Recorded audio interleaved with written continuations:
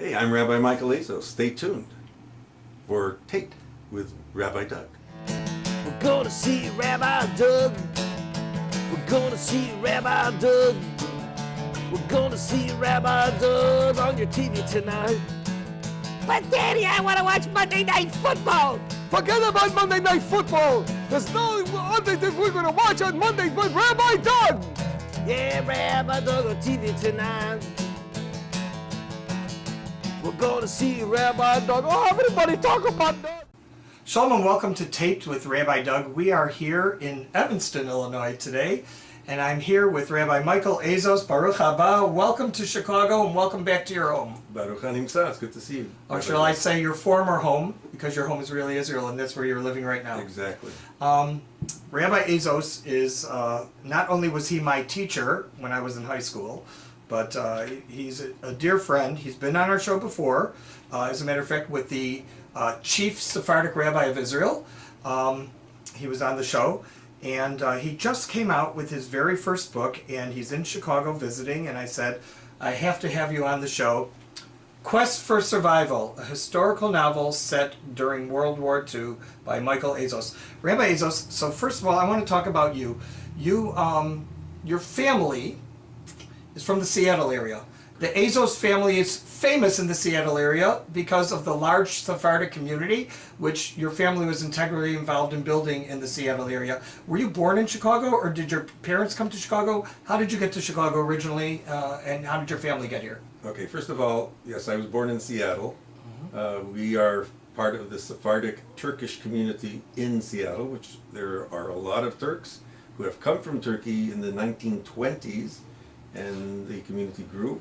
And my father's father was one of the first rabbis of the Sephardic community there.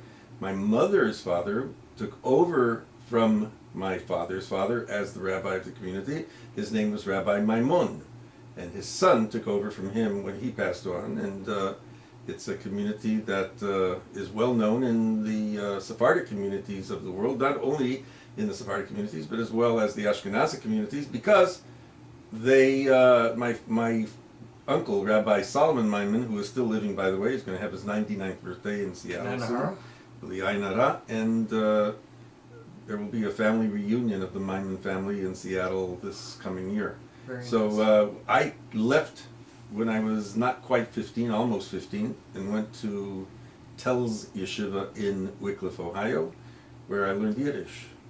And my Ladino was getting lost. It's funny because one of the things I was going to ask you within the show, in my mind, questions that I wanted to ask you is, how did you integrate and become Ashkenazi when you're really a Sephardi, but still stay a Sephardic rabbi? That's a big question, because you are the only Sephardic rabbi I know that is as comfortable in an Ashkenazic setting as you are in a Sephardic setting, and you know both traditions to the hilt, and that's something that's unusual, and that's one of the questions I wanted to ask you today. And you don't have to go to that answer right away, because this is so interesting on the whole story. You know, I want you to know, when I was in Seattle a number of times and visited friends in Seattle and been to weddings in Seattle, everywhere I go, people say, do you know Rabbi Michael Azose? Mm-hmm. Everyone knows you're in Chicago and knows your family. And I know your mother, which just passed away just a few years ago, was a legend in Seattle. Everybody considered her to be the matriarch of the Jewish community and the Sephardic community there. So it really is a wonderful thing that you came here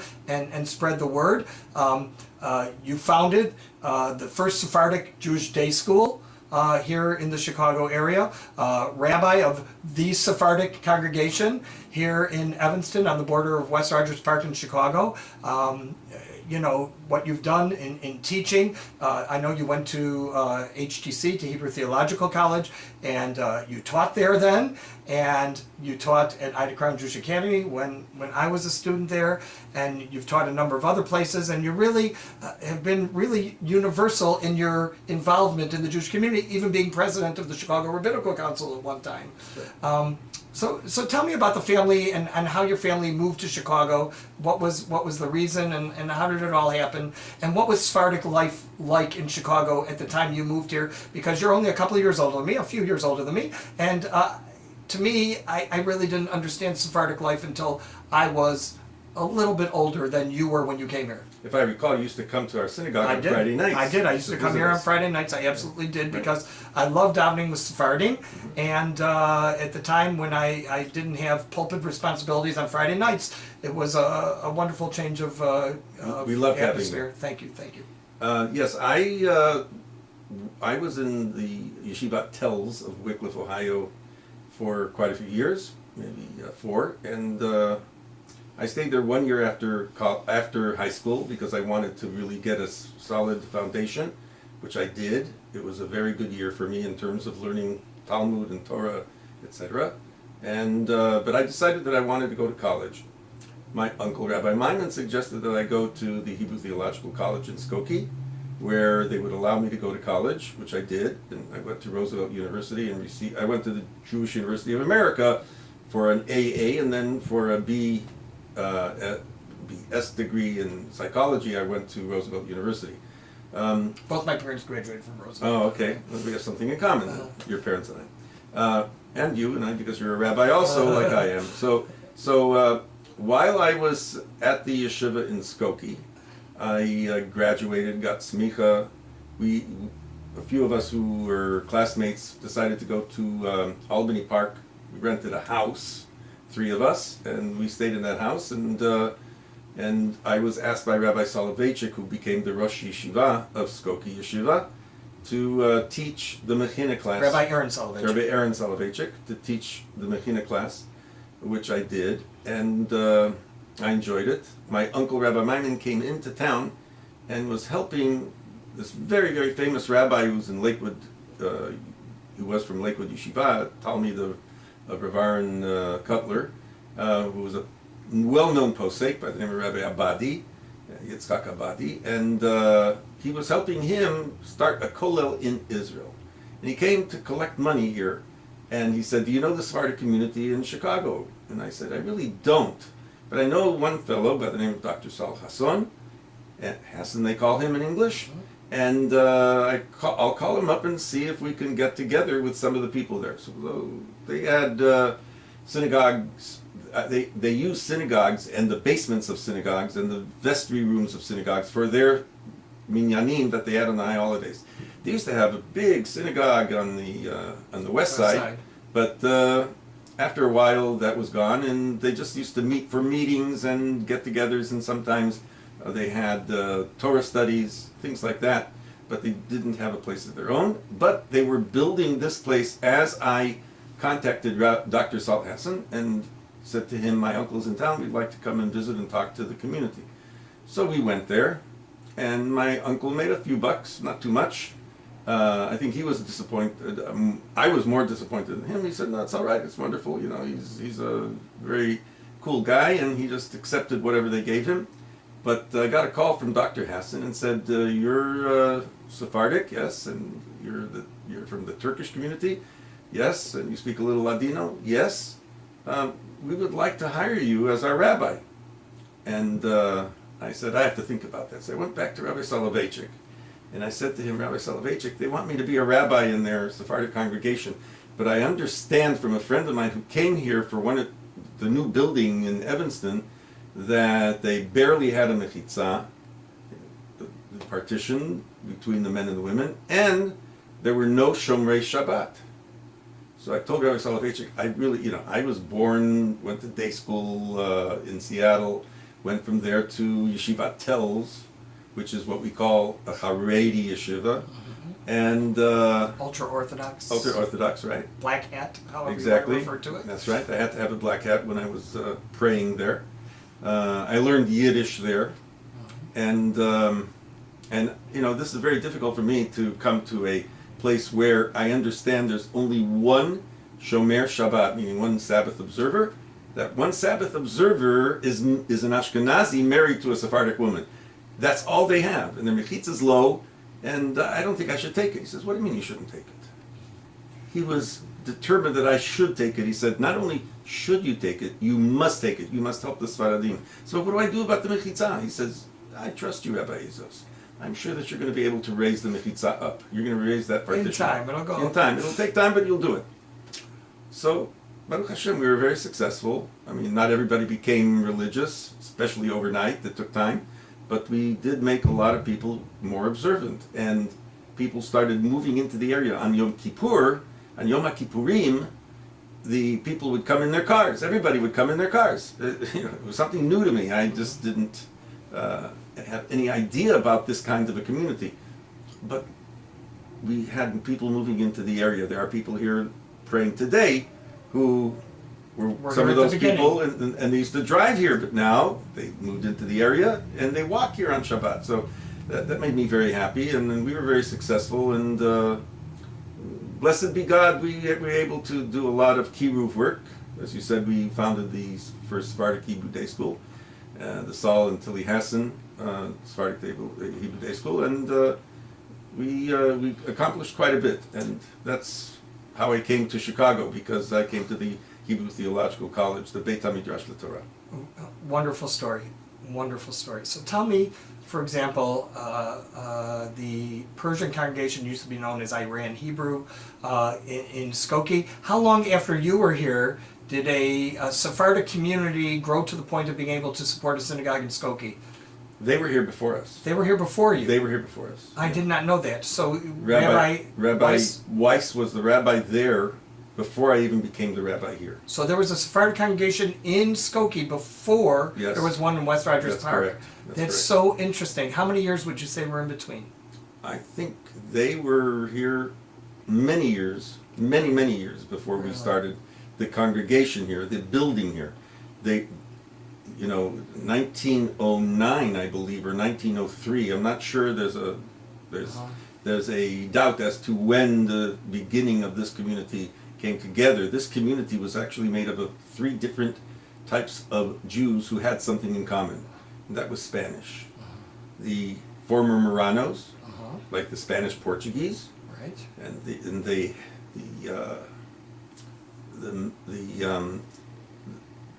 piece of paper that they used to give out to people had on its masthead, it had a Portuguese galleon, a Spanish galleon, to show that they were from what we would call Anusim.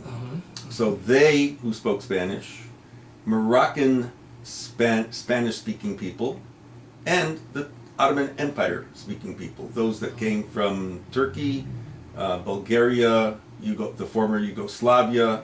A lot of members came from the former Yugoslavia, and they had all this in common: the Spanish, the Ladino, and the Ladino's very close. It's closer to Spanish than is Yiddish to German. So, because they had that in common, plus the Nusach Sfaradi of the Sidur, the commonality of these 3 groups brought them together, and they formed the Portuguese Israelite Fraternity, as they called it at the time, PIF, or Israelite Portuguese Fraternity. Both were used almost simultaneously. But then, eventually, when they bought this building, we moved into a more normal Sephardic tradition. And my brother, who was a Chazan in Seattle, a very famous Chazan in Seattle, who published Sidurim and Machzorim. You brought them here. I brought them here. I know that. You've seen that, right? Yeah, sure. And we were using those because that was our nusach. That was your nusach, sure. Wow. This, just an amazing story.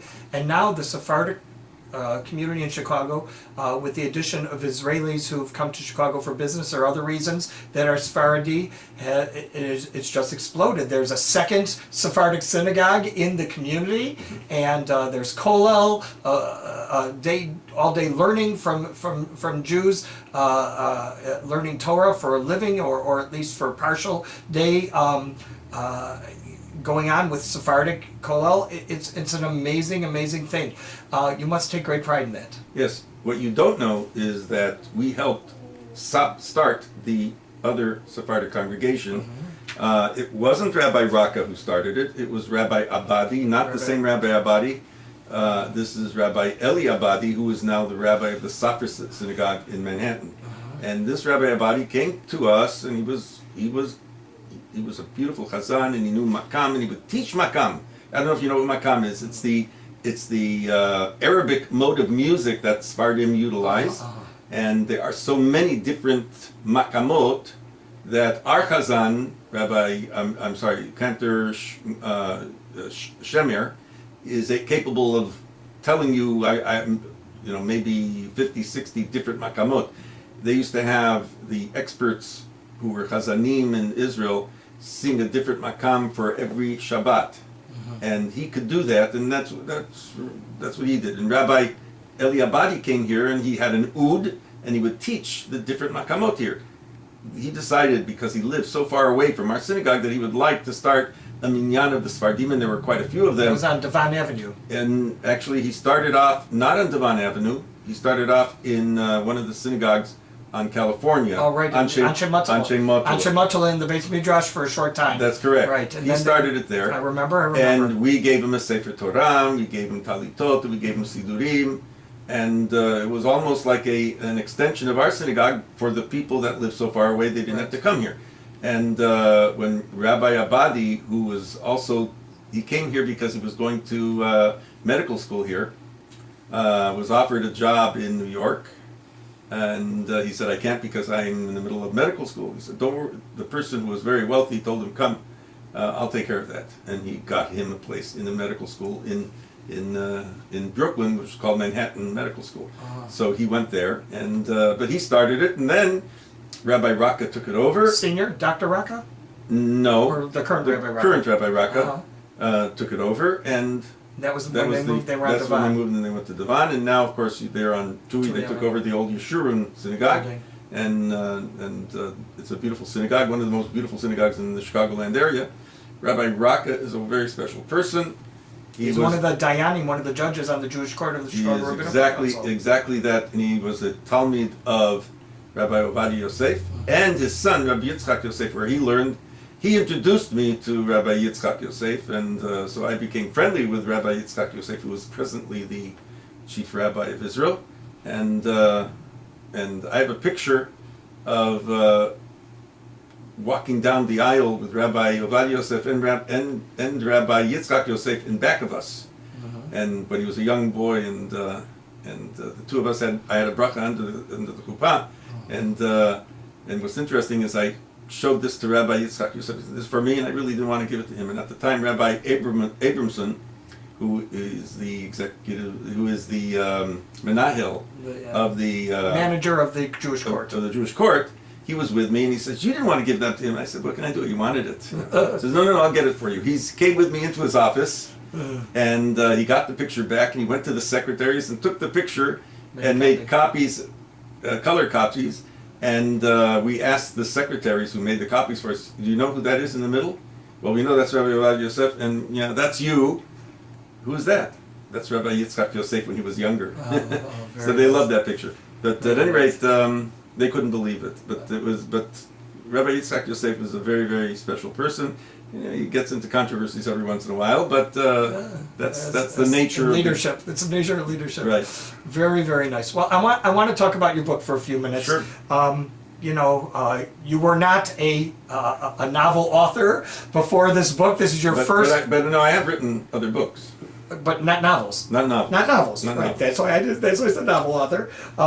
This book is a historical novel set during World War II, the quest for survival, and it's a story that takes place based on historical fact, but the story is fictional. So can you tell me, how did you come up with the story? And I do want you to tell us a little bit about the story, a little Vorspeise, as we say in Yiddish, so that people who are interested in getting the book might find out why it would be so interesting to them. Okay. Well, what happened was I'm teaching Jewish history both at the Ida Crown Jewish Academy and at the Hebrew Theological College, for the Fastman Jewish High School. I'm teaching to the seniors, and the chancellor came to me and said, we went to our Jewish theological seminary, Jewish Theological College, the actual college, Jewish University of America, and asked some of our teachers to teach Holocaust studies because we have a grant. Rabbi Abe Lifshitz, Zecher Tzadik Livracha, very wonderful scholar, had been in the Lodz ghetto, and he had two people who were with him there, and they wanted to give a grant for teaching Holocaust studies. And he asked me, since we can't get anyone from the college to teach it, we thought maybe we'll try the seniors. And would you take that upon yourself to teach them the last quarter of the year in the studies in high school seniors? So I said, yes, I will do some research and I will definitely do it, which I did. And I came upon a little shtetl in my studies, utilizing Sir Martin Gilbert, Alama Shalom. He was the biographer of Churchill, by the way, but he's also a scholar in so many ways, especially the Holocaust. You can't learn Holocaust studies without learning from his books. He has myriads of books on the Holocaust. So at any rate, I decided that I wanted to talk about the Holocaust in a way where the students would be able to grasp and who can enjoy Holocaust studies. Right. So I figured if I was able to make a novel which had in it historical fact, and how do I make the how do I have the ability to teach Holocaust fact from fiction? The book has it in bold. If it's fact, it's bold, and if it's fiction, it's not in bold. Very interesting. So the students would be able to learn in an interesting way because it's dry to them. It's very difficult for them to study Holocaust. First of all, who wants to learn about all these terrible things that happened to our people? It was the most horrendous period of our time, and I wanted to make an easier possibility and method for my students to be able to learn the Holocaust. So that was the reason for this, and I'll give a little hint as to what it's about. Please do. You'll notice that there are Two pictures here, besides the soccer players, or as they call it, football players, and the barbed wire concentration Concentration camp camp. fence. This is a woman who lost her child because she wanted the child to live. Went into an orphanage, a Catholic orphanage. Rebbe Hahnemann, the legend goes, and if you read, and if you ever listen to a Shweki record called Shema Yisrael, it's based on that record. I wanted to fill it in, and this is what Rebbe Hahnemann is doing on this cover. He's the one who went and was able to retrieve Jewish children who were in orphanages that were under the auspices of the Catholic Church. Wow. And I filled in the idea of what happened and how that occurred. So do you talk about the children in the orphanages and talk about their rescue? Yes, I do. That's part of the plot. Very nice. Well, I want you to know, I'm looking forward to reading it. Normally, before I have someone on my show, I read their book so I can talk about it. This book just was published and came out this week, and I am the first person to interview Rabbi Azose about the book, and I'm very honored to do so. In your excitement for this book, and I know you're excited about it, and I was excited to have you on. Do you think that writing a fictional novel about historical fact is something that you'd like to do again? Is it something that really sparked? If you see the last words, you will see that it says ... for now, which means that there's a sequel, and the sequel will be about Eretz Israel. Very nice. I've had some authors on the show who've done some very interesting things with fiction, and what they've done is they've taken characters from the Tanakh, from the Holy Scriptures, from the Bible, who there's just very little written about, and told their whole life story based on legend and their own writing a novel about that person's life and stuff. So this idea of taking historical fact and building a story around it, which falls into place with history, but the characters are fictional, is really it's a wonderful thing, and it makes the story more real. It makes the story more real than a novel which isn't based on history. Tell me, what are you doing in Israel? You're living in Israel now. You come back to Chicago to visit your children or your grandchildren. Exactly. But what are you doing in Israel these days? And what city are you living in? I'm living in Jerusalem. What neighborhood? The neighborhood is called Beit Vegan Holy Land, because we're right next door to the Holy Land complex in Israel. Where the model of the Second Temple used to stand and is no longer there, but that's why that area is very famous. That's correct. A lot of people used to go there for that. I spent some time in that hotel in 1968 when I first went to Israel, And yes, I live in that area. My wife says, "Ani aliti laaretz, אבל אני גרה בצרפת," because most of the people there speak French. But I get along with the men. The women still speak French almost exclusively. My wife, her major was French, so she can get along, and she goes to shiurim in French. You know, by shiurim I mean she goes to lessons that are given on Shabbat that are given in French, so she has no problem. Is the hospital also in Bayit Vagan? Which hospital? Sharet Sharet Tzedek? It's close. Sharet It's in Tzedek is right Bayit by Vagan. It's there, in right Bayit by Bayit Vagan. Vagan, yeah. But it's on the My other daughter, side. my oldest daughter, who just graduated college from Right. WWII, she was in seminary at Minmo, at Midreshet Moriah. Oh, sure. And it was in the hospital at that time. The whole Really? school was in the downstairs level of the hospital, and the dormitory was there. Very And nice. they since moved to their own building, but they were there for many, many years. And she was there. So she was actually a resident in Bayit Vagan for that year, and Very nice. just loved Bayit Vagan. Bayit Vagan is a very lovely area of Jerusalem, but there are a lot of lovely areas Sure in there Jerusalem are, right now. sure there are. It's growing, and the population is growing, and there's more Jews living in Israel than in any other country, And in any including the other country United of Jews. States. Wow. Yeah. It's amazing, it's amazing. And so what do you do during the day? What is your daily Okay, routine? so other than going to the Bet Knesset in the morning and learning with the present rabbi, who's a very close friend of mine, we learn in the morning, we learn in the evening, and when he's not there, I give the shiurim. My Hebrew has advanced to the point where I can give a drasha in Hebrew, and I'm there. I was in the kollel that the rabbi started, and now another Rosh Kollel took over.